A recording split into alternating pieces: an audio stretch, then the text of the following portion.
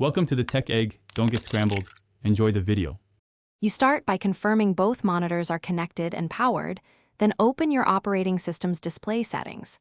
You should detect and identify each screen, set the correct primary display, and choose orientation.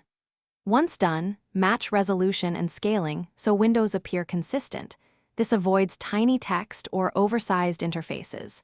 Make sure display modes, extend versus duplicate, are set to extend. You'll now be ready to position and snap windows across the extend. Now you arrange the virtual layout to match your desk by dragging monitor icons in settings so your cursor moves naturally between screens. Then you position applications.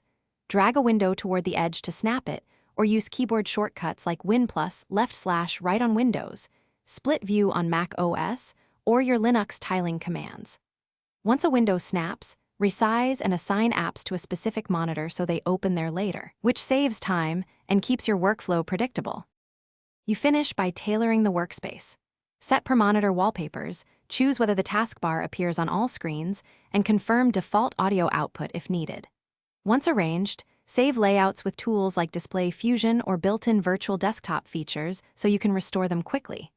If Windows won't snap or a screen won't detect, reseat cables, swap ports, and update GPU drivers. Adapters sometimes limit resolution or refresh rate, so verify compatibility. This final check keeps your split screen setup reliable and efficient. Thanks for watching. Consider subscribing if I helped unscramble your problems.